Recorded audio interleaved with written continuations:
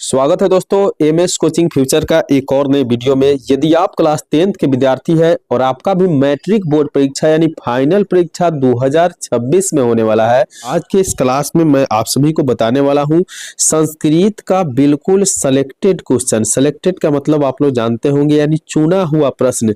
जिस प्रश्नों को हम लोगों ने क्वेश्चन बैंक से, मॉडल पेपर से, उसके बाद गेस पेपर से, उसके बाद में संस्कृत का जो क्वेश्चन पेपर होते हैं ना, सभी से चुनकर आज के इस क्लास में आप सभी को मैं कुल मिलाकर 100 ऑब्जेक्टिव क्वेश्चन बताने वाले हैं। और आज के 100 ऑब्जेक्टिव क्वेश्चन आप पूरे अंत तक देख लेते हैं ना, तो प्यारे विद्यार्थी, बोर्ड में आपके 19 फरवरी के जब संस्कृत का पेपर मिलेगा आपके हाथ में, तो सभी क्वेश्चन यहीं से रहने वाला है। सबसे पहले आप सभी को पेपर में मिलेगा खंड अ, जिसे हम लोग इंग्लिश में सेक्शन ए कहते हैं। यहाँ वस्तुनिष्ठ प्रश्न होते हैं जिसकी संख्या 100 होंगे। इसमें से किन्हीं 50 प्रश्नों को उत्तर आपको OMR शीट में देना होता है। तो प्यारे विद्यार्थी, अगर आप अच्छे नंबर लाना चाहते हैं संस्कृत में, तो आज की इस क्लास को पूरे अंत तक देख लीजिएगा। पहला क्वेश्चन है कि ऋषि गौतम ने किस दर्शन की रचना की है। तो ऋषि गौतम के द्वारा जो दर्शन है वो न्याय दर्शन है। इसी प्रकार से आपके सामने 4 ऑप्शन रहेगा, ए, बी और सी और डी। तो एक ऑप्शन को सही करना है, जैसे कि 1 नंबर प्रश्न का ऑप्शन बी बिल्कुल सही उत्तर हो जाएगा। दूसरा क्वेश्चन है, सभी छात्र किसका अभिवादन करते हैं। तो सभी छात्र किसका अभिवादन करते हैं, तो याद रखिएगा कि शिक्षक का अभिवादन करते हैं। ऑप्शन सी बिल्कुल सही उत्तर हो जाएगा। अगला क्वेश्चन है 3 नंबर प्रश्न कि पाणिनि ने किसकी रचना किया है। बिल्कुल MBBI क्वेश्चन मैं आप सभी को बताया हूं कि आज के क्लास को अगर आप कम से कम 50 से 60 क्वेश्चन भी देख लेते हैं ना, तो बोर्ड परीक्षा में यहीं से क्वेश्चन रहने वाले हैं। तो पाणिनि ने किसकी रचना किया है, तो पाणिनि के द्वारा व्याकरण की रचना किया गया है। ऑप्शन बी बिल्कुल सही उत्तर है, व्याकरण की रचना किया गया है।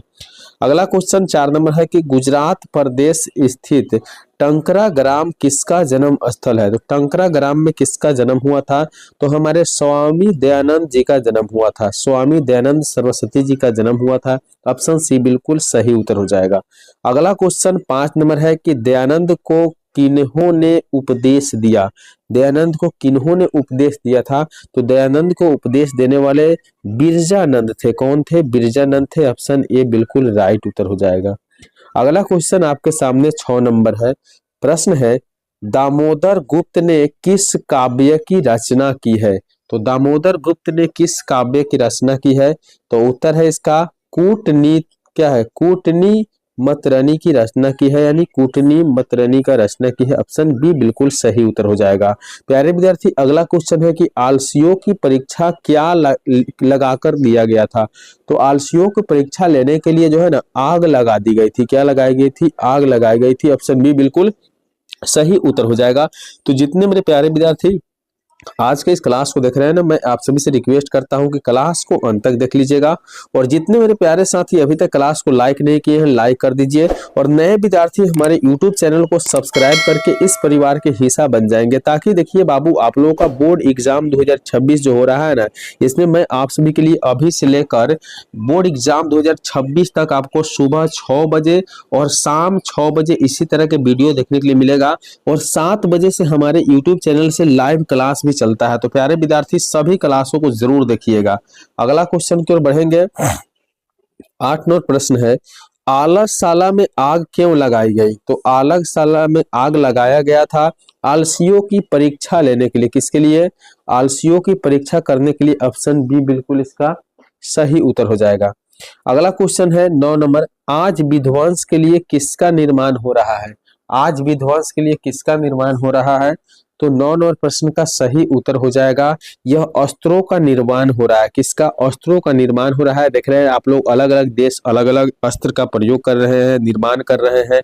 और हमारे देश में हर जगह जो है ना कहीं लड़ाई दंगे फसाद हो रहे हैं। अगला क्वेश्चन 10 नंबर, शास्त्रकारा किस प्रकार का पाठ है। तो शास्त्रकारा किस प्रकार के पाठ है, याद रखेंगे।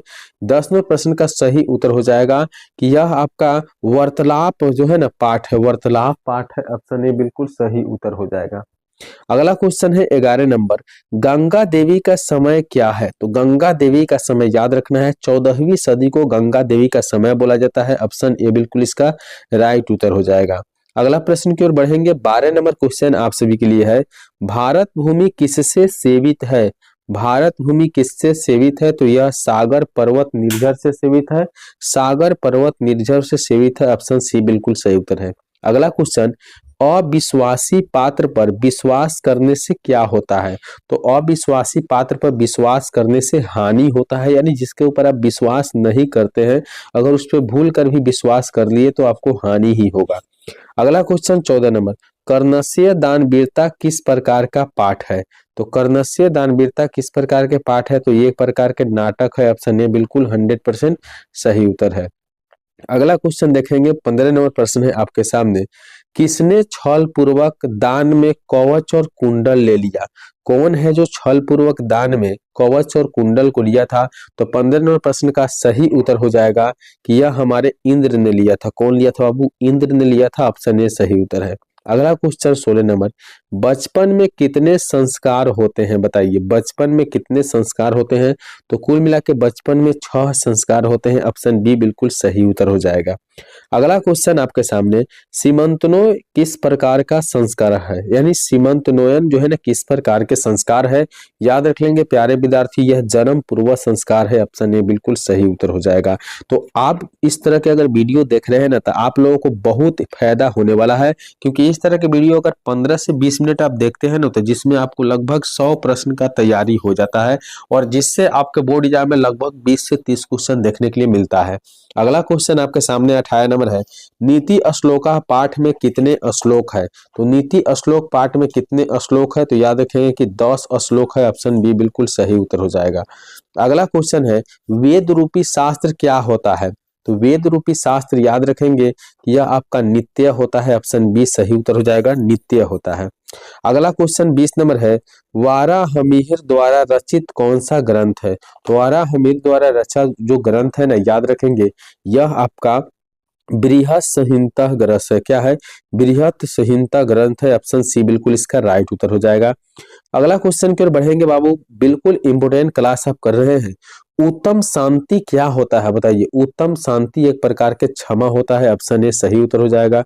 अगला क्वेश्चन 22 नंबर है, किसने कहा कि पाटलिपुत्र का नगर शोभा देखने में प्रिय था? किसके द्वारा कहा गया था? तो यह कथन जो है ना हमारे मेगास्थनीज के द्वारा कहा गया था कि पाटलिपुत्र का नगर जो है ना शोभा देखने में प्रिय था। ऑप्शन ए सही उत्तर हो जाएगा। अगला क्वेश्चन की ओर बढ़ेंगे, 23 नंबर प्रश्न आपके सामने दिया हुआ है। क्वेश्चन कह रहा है, पाटल पुष्पों की पुतलिका रचना के आधार पर पटना का कौन सा नाम है? तो पाटल पुष्पों जो है ना उसके पुतलिका के रचना के आधार पे आपका पटना के कौन सा नाम पड़ा था? बहुत इंपॉर्टेंट क्वेश्चन है। तो कहेंगे कि पाटलिपुत्र पड़ा था। क्या पड़ा था? पाटलिपुत्र। ऑप्शन सी सही है। अगला क्वेश्चन 24 नंबर, भारतीय दर्शन का मुख्य स्रोत क्या है? भारतीय दर्शन का मुख्य स्रोत क्या है? याद रखेंगे कि यह आपका संस्कार हो जाएगा। ऑप्शन सी बिल्कुल सही उत्तर है। अगला क्वेश्चन 25 नंबर, कैसे पुरुष सभी जगह सुलभ होते हैं? तो कौन से पुरुष होते हैं जो सभी जगह पे सुलभ होते हैं? तो यह आपका प्रियवादी पुरुष। कौन सा पुरुष? प्रियवादी पुरुष। ऑप्शन सी सही उत्तर है। अगला क्वेश्चन 26 नंबर है, भारतीय दर्शन का मुख्य स्रोत क्या है? भारतीय दर्शन का मुख्य स्रोत आपका संस्कार है। ऑप्शन सी बिल्कुल सही उत्तर हो जाएगा, संस्कार है। अगला क्वेश्चन की ओर बढ़ेंगे, 27 नंबर प्रश्न है, कितने पुराण है? कितने पुराण है? तो पुराणों की संख्या 18 है। याद रखेंगे। ऑप्शन सी बिल्कुल सही है, पुराणों की संख्या 18 है। 28 नंबर क्वेश्चन है, कन्यादान किस संस्कार में होता है? कन्यादान किस संस्कार में होता है? तो यह विवाह संस्कार में होता है। ऑप्शन बी बिल्कुल सही उत्तर हो जाएगा। अगला क्वेश्चन 29 नंबर है, जन्म पूर्व संस्कार कितने होते हैं? तो जन्म के पूर्व जो संस्कार होते हैं ना वह कुल मिला के 13 होते हैं। याद रखेंगे। ऑप्शन डी सही है, 13 होते हैं। ठीक है। अगले क्वेश्चन की ओर बढ़ेंगे, 30 नंबर प्रश्न, बिल्कुल सभी वायरल ऑब्जेक्टिव क्वेश्चन है, एमवीआई प्रश्न है, चुना हुआ प्रश्न है आप सभी के लिए बोर्ड एग्जाम के लिए। तो जितने विद्यार्थी क्लास को कर रहे हैं सभी विद्यार्थी क्लास को अंत तक जरूर कर लीजिएगा। अगला क्वेश्चन है कि गंगा देवी के पति कौन थे? तो गंगा देवी के पति कौन थे? याद रखेंगे तो यह कंपन राय थे। क्या थे बाबू? कंपन राय थे। ऑप्शन डी बिल्कुल सही उत्तर हो जाएगा। अगला क्वेश्चन 31 नंबर, दयानंद का परिवार किसका उपासक था? तो दयानंद का परिवार जो था ना, याद रखिएगा यह शिव का उपासक था। ऑप्शन सी बिल्कुल सही उत्तर हो जाएगा। अगला क्वेश्चन है 32 नंबर में, कवच कुंडल के साथ किसका जन्म हुआ था? बताइए, कवच कुंडल के साथ किसका जन्म हुआ था? तो कर्ण का जन्म हुआ था। ऑप्शन ए बिल्कुल सही उत्तर है।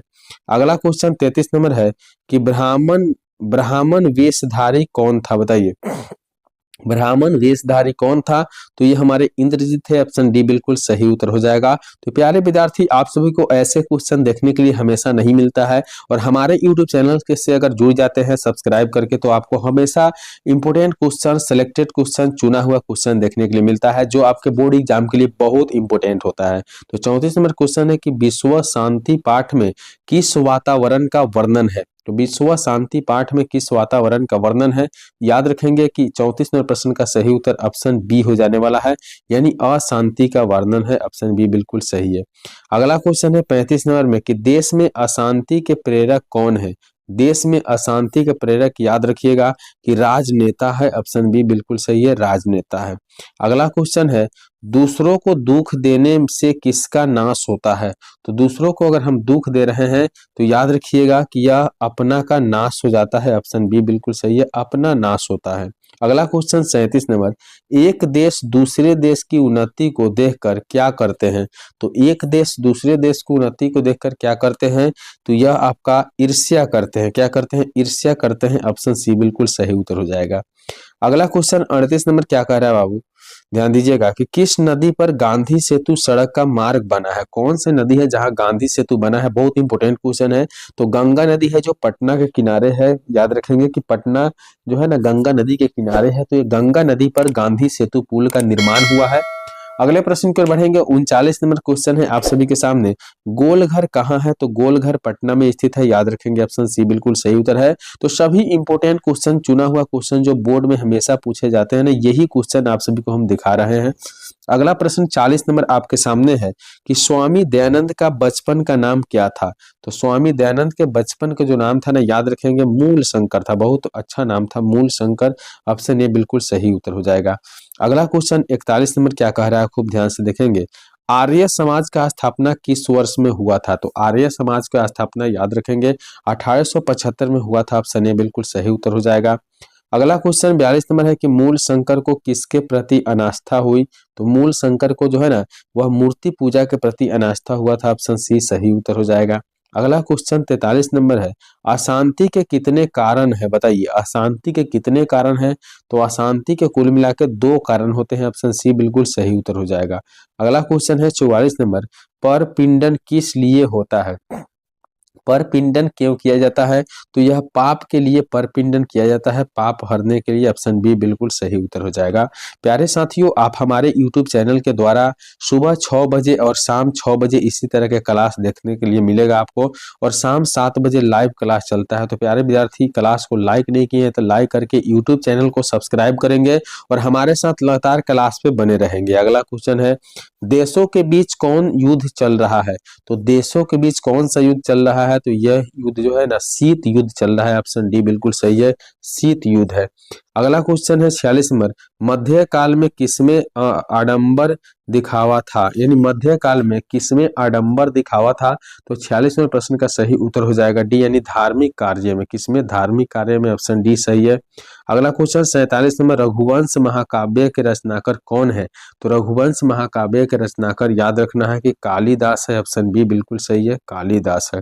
अगला प्रश्न की ओर बढ़ेंगे। क्वेश्चन नंबर 48 क्या कह रहा है कि मुनि लोग किनकी उपासना करते हैं? बताइए मुनि लोग किनका उपासना करते हैं? तो मुनि लोग उपासना करते हैं आपका सूर्य का। ऑप्शन बी सही है, सूर्य का उपासना करते हैं। अगला क्वेश्चन 49 नंबर, पथिक स्नान करने कहाँ गया था? बताइए पथिक स्नान करने तालाब में गया था। ऑप्शन ए बिल्कुल सही है, तालाब में गया था। तो बिल्कुल सेलेक्टेड क्वेश्चन, चुना हुआ क्वेश्चन देखने के लिए आप हमारे चैनल से जरूर जुड़ेंगे, क्योंकि हम हमेशा चुना हुआ क्वेश्चन ही लाते हैं, और मेरे द्वारा बनाया गया क्लास और बताया गया वीडियो जो है ना, बिल्कुल इम्पोर्टेंट होता है और हमेशा एग्जाम में पूछे जाते हैं। तो 50 नंबर क्वेश्चन है, न्याय दर्शन के प्रवर्तक कौन है? बताना है। तो न्याय दर्शन का प्रवर्तन याद रखेंगे, ये गौतम जी है। ऑप्शन सी बिल्कुल सही उत्तर है, गौतम जी है। अगला प्रश्न 11 नंबर है, सॉरी 51 नंबर। साधु शब्द के सप्तमी एक वचन का रूप कौन सा होना चाहिए? तो साधु शब्द का जो सप्तमी एक वचन का रूप होता है ना, वो साधव होता है। क्या होता है? साधव होता है। ऑप्शन सी बिल्कुल सही है, साधव। अगला क्वेश्चन है 52 नंबर। अशांति किस समास का उदाहरण है? बताइए। अशांति जो है ना, कौन से समास का उदाहरण है? तो यह आपका नैया समास का उदाहरण है। ऑप्शन सी बिल्कुल सही उत्तर है, नैया समास का उदाहरण है। अगला क्वेश्चन 53 नंबर है। अव्ययी भाव समास का उदाहरण क्या है? अव्ययी भाव समास का उदाहरण क्या है? तो यह उपनगरम है। ऑप्शन सी बिल्कुल सही है, उपनगरम है आपका अव्ययी भाव समास का उदाहरण। तो बिल्कुल व्याकरण से, किताब से, सभी से मिलाकर क्लास में क्वेश्चन तैयार किया जाता है। और आप जितने भी विद्यार्थी इधर उधर भटकते हैं और बड़े बड़े क्वेश्चनों को देखते हैं, लाइव क्लास करते हैं, उससे अच्छा है कि इस तरह के क्लास आप हमेशा कीजिए। और इसमें जो है ना, कम समय में आपको बहुत क्वेश्चन बताया जाता है। तो 54 नंबर क्वेश्चन है, कर्मधारय समास का उदाहरण क्या है? तो कर्मधारय समास का उदाहरण 54 नंबर प्रश्न का सही उत्तर आपका हो जाएगा कि घनश्यामः है। क्या है? घनश्यामः। ऑप्शन सी सही है। अगला क्वेश्चन है कि युष्मद का षष्ठी एक वचन क्या होना चाहिए? युष्मद का षष्ठी एक वचन में क्या होना चाहिए? तो याद रखेंगे, यह आपका तौबा होना चाहिए। ऑप्शन सी बिल्कुल सही उत्तर है। अगला क्वेश्चन 56 नंबर। नदी शब्द का तृतीय एक वचन क्या होगा? तो नदी शब्द का तृतीय एक वचन क्या होगा? तो याद रखेंगे, नद्धा होगा। ऑप्शन डी बिल्कुल सही है, नद्धा होगा। अगला क्वेश्चन 57 नंबर। पितरी नाम में कौन सी विभक्ति होगी? पितरी नाम में कौन सी विभक्ति होगी? तो ये षष्ठी विभक्ति होगी। ऑप्शन डी बिल्कुल सही है, षष्ठी विभक्ति होगा। अगला क्वेश्चन की ओर बढ़ते हैं। 58 नंबर क्वेश्चन क्या कह रहा है? मात्राज्ञा का संधि विच्छेद क्या होगा? बताइए, मात्राज्ञा का संधि विच्छेद क्या होगा? तो 58 नंबर प्रश्न का सही उत्तर होगा मातृजोर आज्ञा। मातृजोर आज्ञा जो है ना, मात्राज्ञा का संधि विच्छेद है। ऑप्शन सी बिल्कुल सही उत्तर हो जाएगा। अगला क्वेश्चन की ओर बढ़ेंगे। 59 नंबर प्रश्न क्या कह रहा है कि री का उच्चारण स्थान क्या है? बताइए, री का उच्चारण स्थान क्या है? तो री का उच्चारण स्थान मूर्धा होता है, इसे मूर्धा के द्वारा बोला जाता है। ऑप्शन बी बिल्कुल सही उत्तर हो जाएगा। अगला क्वेश्चन 60 नंबर है। निम्न में से ओठ से उच्चारण होने वाले वर्ण कौन से होते हैं? तो ओठ से उच्चारण होने वाले वर्ण जो है ना, याद रखिएगा, ये दीर्घऊ होते हैं। दीर्घऊ, हर्षऊ, दीर्घऊ होते हैं। ऑप्शन ए बिल्कुल इसका सही उत्तर हो जाएगा। अगला क्वेश्चन है आपका 61 नंबर। ट्वर्ग का उच्चारण स्थान क्या है? बताइए, ट्वर्ग का उच्चारण स्थान ऑप्शन डी है, मूर्धा हो जाएगा। ऑप्शन डी, यानी उच्चारण स्थान से जो व्यंजन वाले हैं ना, हमेशा 4-5 क्वेश्चन आपके बोर्ड में रहता है। तो सारे क्वेश्चन हम आज बता दे रहे हैं, सभी को याद कर लीजिएगा। 62 नंबर क्वेश्चन है। निम्न में से अंतस्थ वर्ण कौन है? तो अंतस्थ वर्ण कौन है? याद रखेंगे कि यह आपका ल है। ऑप्शन डी बिल्कुल सही है। अगला क्वेश्चन है, पराभव पद में कौन सा उपसर्ग है? पराभव पद में कौन सा उपसर्ग है? तो यह आपका परा उपसर्ग है। ऑप्शन डी बिल्कुल सही उत्तर हो जाएगा। अगला क्वेश्चन 64 नंबर। प्रति उपसर्ग कौन सा शब्द बनेगा? यानी प्रति उपसर्ग से कौन सा शब्द बनेगा? आपका 64 नंबर प्रश्न में है। याद रखेंगे कि इससे जो बनने वाला शब्द है ना, वो प्रतीक्षा बनेगा। ऑप्शन ए बिल्कुल सही उत्तर हो जाएगा, प्रतीक्षा बनेगा। अगला क्वेश्चन देखिए, 65 नंबर में क्या कह रहा है?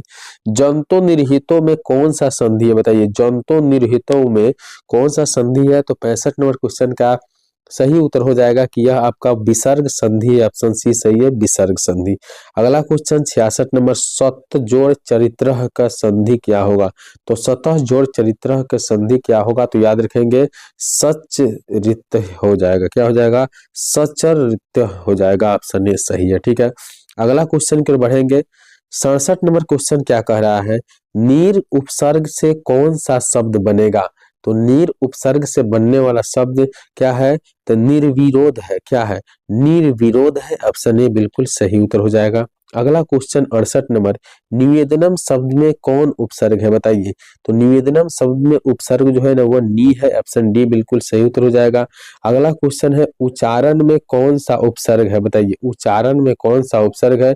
तो यह आपका उत उपसर्ग है। ऑप्शन ए बिल्कुल सही है, उच्चारण में उत उपसर्ग है। अगला क्वेश्चन 70 नंबर क्या है कि वरुण का स्त्रीलिंग क्या होना चाहिए? बताइए, वरुण का स्त्रीलिंग क्या होना चाहिए? तो वरुण का स्त्रीलिंग वरुणानु होना चाहिए। ऑप्शन बी बिल्कुल सही उत्तर हो जाएगा, वरुणानी होना चाहिए, ठीक है ना। तो अगला क्वेश्चन क्या है 71 नंबर में देखेंगे बाबू, बहुत इंपॉर्टेंट क्लास है, आप सभी का पूरे अंत तक कर लीजिएगा सभी क्वेश्चनों के। कोकिला का स्त्रीलिंग क्या होगा? तो कोकिला का स्त्रीलिंग कोकिला होगा, ऑप्शन ए सही है। अगला क्वेश्चन 72 नंबर है कि संस्कृत में स्वर की संख्या कितनी होती है? तो संस्कृत में कुल मिलाकर 13 स्वर होते हैं, ऑप्शन बी बिल्कुल सही उत्तर हो जाएगा। तो 100 वायरल ऑब्जेक्टिव आज के क्लास में आप सभी को करवाएंगे। 73 नंबर क्वेश्चन है कि त्वम मां वद में अव्यय क्या है?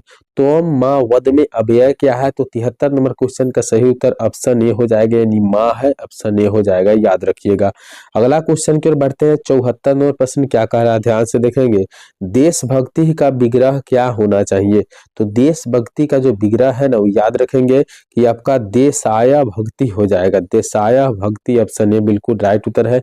अगला क्वेश्चन 75 नंबर में है कि भौ किस लकार का रूप है, बताइए। तो भौ जो है ना आपका, यह लोट लकार का रूप है, ऑप्शन सी बिल्कुल सही उत्तर हो जाएगा, लोट लकार के रूप है। तो तक लाइक नहीं किए हैं, क्लास को लाइक करके यूट्यूब चैनल को सब्सक्राइब जरूर करिएगा। इसी प्रकार के क्लास लेके मिलेंगे अगली बार, तब तक के लिए विदा लेते हैं, बाय।